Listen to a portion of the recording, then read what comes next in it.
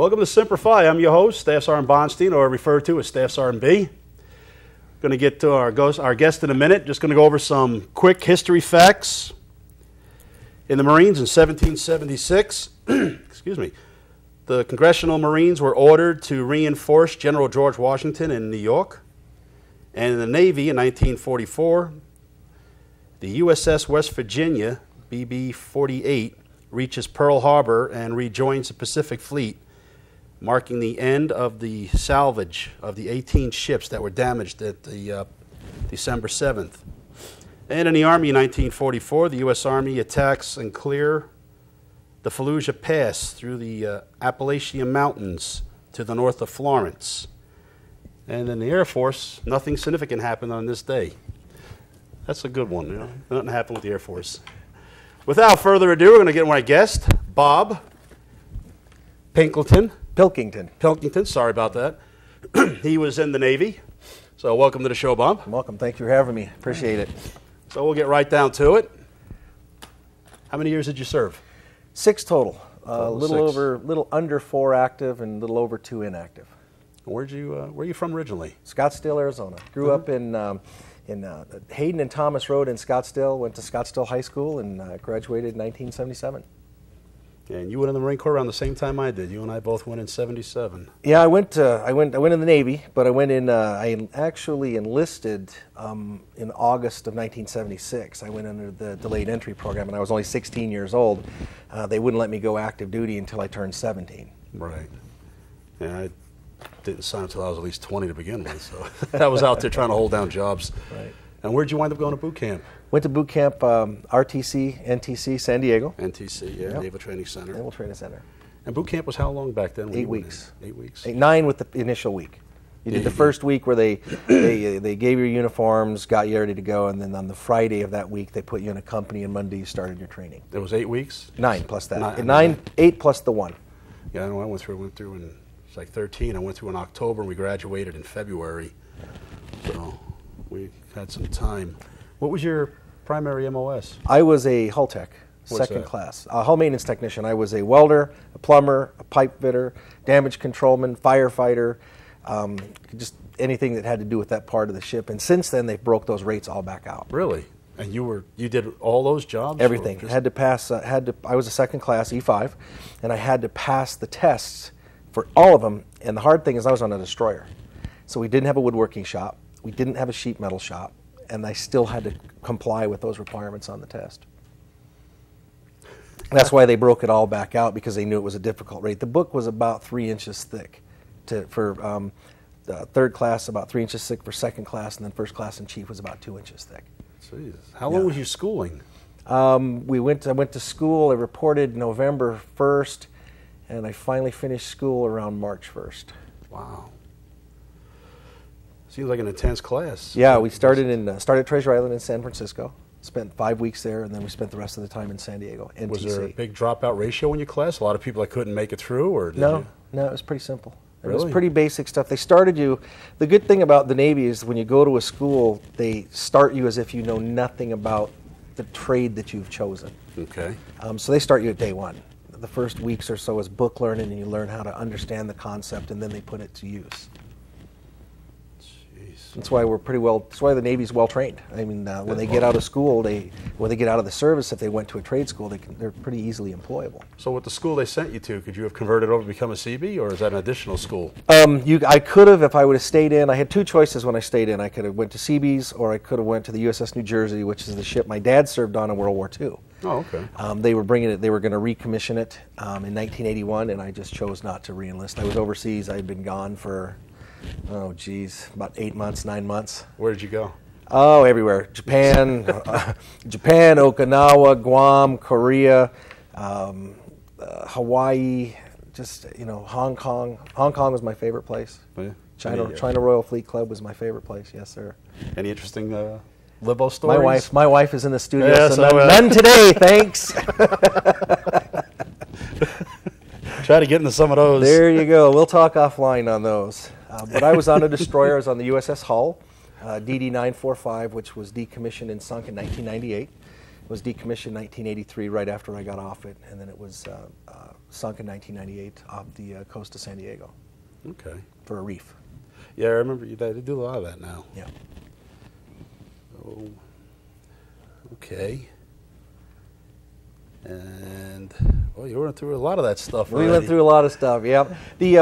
One of the reasons I went to the Navy is I went to join the Marine Corps. I had called and set an appointment and was going to join the Marines, and I didn't know at the time. I found out later that if the Marine had met his quota or the Navy sailor had met his quota, when you showed up for your appointment, they would be gone. And either the sailor or the Marine would come out and say, "Come on in here, son. He's not here. I'll take you." And so that's how I ended up in the Navy. My whole family was Navy. My dad, my uncles, my dad's brothers, and my dad's brothers were in the Navy. My mom's brothers were in the Navy, and I just didn't want to be in the Navy. I wanted to be a Marine. But because of the recruiter being out to lunch, and because the recruiter wasn't there, I ended up being in the Navy. And like I said, I spent 6 total years, and it was fun. I went to a lot of places, places that I'll never see again. I made 2 Westpac cruises. Ain't that the truth? Now that we're out, we'll never go back. Yep, I'll never go back. I'd like to take my wife to Hawaii next summer, but we just got to see how that goes. What was the longest you stayed at one duty station? I was on the USS Hull for 3 years and 8 months. The whole time sea duty? I was on that the whole time sea duty. And I still had 1 year and 4 months to go on sea duty. I was on 5 and 2, which means 5 years sea duty, 2 years shore duty. But I was willing to forego the 2 year shore duty to get on the New Jersey. And had I been in the States at the time, I probably would have re-enlisted, but I had been gone. Did you really like being on ship that much? After I was in the Navy, the Navy is something that you either are or you aren't. Yeah. It's like Marines. I used to ask my Marine buddies, "Do you run all the time?" And they were like, "Well, yeah, it's second nature." And I'm like, "Well, there you have it. It's the same concept." And even to this day, I love ships. I love little model ships, putting them together, and just But doing the that privacy kind of on the ship, I was on the Belleau Woods for a training mission, and just... What privacy? Yeah, exactly. that never bothered you? No, you don't drop your soap very often.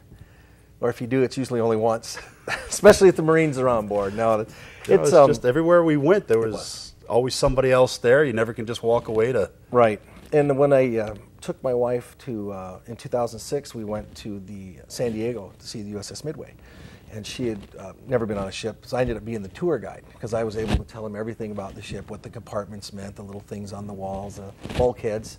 Yeah. And I was able to explain all of that, and I was just like the little tour guide. And then we got up into the berthing area, and I kind of showed him how to get on a bunk. I was 100 pounds less then, so that wasn't going to... I got on the bottom bunk. But then they had the big open showers, and we entered the mess decks. And the mess decks, if you were over about 5'7", you were walking like this. Yeah, you were always with the hatches. Yep, absolutely. That was something. Like I said, just the 30 days plus that we were on the Belleau Woods, I was losing my mind. I don't know how you can stay up for 3 years. Yeah, it was pretty good. We were in the yards. We were in the shipyards from 1980 and 81 in Long Beach Naval Shipyard because we did what's called an abatement.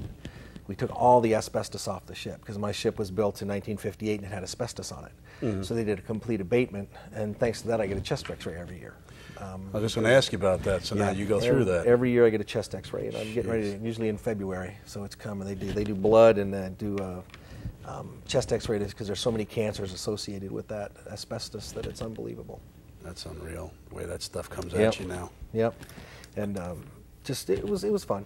Had I stayed in, I could have retired at 36 years old. But at 21, I knew everything, and I got out at 21 years old. I got my 5 years in, and then turned 22 a month later. Because if you stayed in and you did your full time, they gave you credit for that delayed entry year. And so I was 21 years old and had 5 years in the service, which is just kind of hard to fathom now because now they don't let the kids enlist, I think, until they're at least 18 and then they put them on the delayed entry to finish their school. Right. Yeah, a lot of them have to sign up and then... Right. So you do a book called Hometown Heroes. Homeland Heroes. Homeland Heroes, I'm sorry. Homeland Heroes. Yeah, Denise... I just get it all the time. But yeah, Denise and I do that. We started that. It's a veterans business directory, and it's for businesses that either support our troops, are veteran-owned, or they support our veterans in some way. They give discounts or something. They just do something to help our troops. And the way it got started is when I had my business in Arizona, I wanted to do business with a veteran-owned organization. Because whether or not you've been in war, you've earned the Medal of Honor, you've gotten a Purple Heart, or you just got the National Defense Ribbon, the first 8 to 12 weeks of the military, we all chewed the same dirt. We all did exactly the same thing because that's what you had to do to graduate from boot camp. And in the Marine Corps, I guess they make the officers go through boot camp or something similar to that. Like Navy, it's OCS. Okay, yeah. But I know I had buddies that were in the Navy that wanted to switch to Marines, and they had to go back and go through boot camp. Right. That's the only service that does that. Yeah. And so I couldn't find any, and I knew that if I was going to do business with two businesses that were the same, everything was identical, and one was a veteran, I would use the veteran every time because I have that same brotherhood with him, and that's how the book got started. And it kind of goes back to about 2001 is when the concept started coming around and started happening, and then we really didn't put it into effect until we started really doing the research in 2004, 2005, and we launched the book in 2007 was our first, 2006, I'm sorry. Now let me even go back, November 2005. Yeah, so we've had it out there. It's been a couple copies ago, yeah, right? It's been a few copies, and everyone's different. Once in a while, we'll bring stuff back that's been popular. Like I got my Marine Corps sniper joke, and I'll tell that here in a minute. But there's a different Medal of Honor recipient in every single book. We call it the directory. People pay to advertise in it. It's real inexpensive, real affordable, and we just try to make it a benefit to the community. And how do you get your research for the Congressional Medal of Honor recipients? I have I went to the Congressional Medal of Honor Society out of South Carolina and went onto their website and asked permission if we could, one, use their citations, which wasn't a problem, and then we asked if we could use the Medal of Honor, the likeness of the Medal of Honor, and they gave us permission to use that. So we've had that for quite a while. Yeah, they shouldn't have a problem with that. Right. Be able to notice a lot of the people in the book are a lot of veterans as well. Yep, that's one thing we try to do. We try to make it veteran. We want the veteran to look at this before they look at a telephone book, before they go to the newspaper, before they go to the want ads. We want them to look at this and see if there's anything in there they need. Now you can pick these books up really almost anywhere. I see them at the courthouse, the Horizon Market, excuse me. And where else can you find them? The VA, the casinos. She distributes them in Las Vegas. So that's why we actually changed it from Nye County to Southern Nevada, because now we're starting to get advertisers from Las Vegas. Oh, is that what happened? In the directory, yes, absolutely. Okay. You don't have them in the VFW, do you? I don't know if she's putting them in there or not anymore. We were, and then there were some issues, and so we stopped putting them in there, but I don't know if she's putting them in there anymore or not. She does all the distribution, she being Denise. The better half. The better half. The one I can hear with my hearing aids not working, and I just don't understand that. I call it the chip. We'd only been dating for a short time, and so I go to this one bar on the other side of the world in Phoenix. We've never even been into this neighborhood, and I'm all coking and joking and laughing and carrying on, and when 15 minutes later she showed up, and I'm like, she has the chip installed. So she's just smiling about it. I don't know how she found me, but the chip was installed, and I just said, "You got to be kidding me! We've never even been to this part of town." And I mean, this little bar was in a hole in the wall. The GPS in your watch, I guess, or something. Good Lord. So that's what Homeland Heroes does. The directory.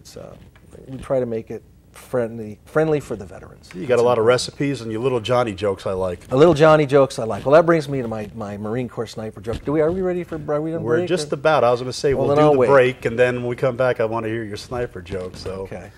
We're going to take a quick break, and we'll be right back, and I want to hear his Marine sniper joke. So come right back.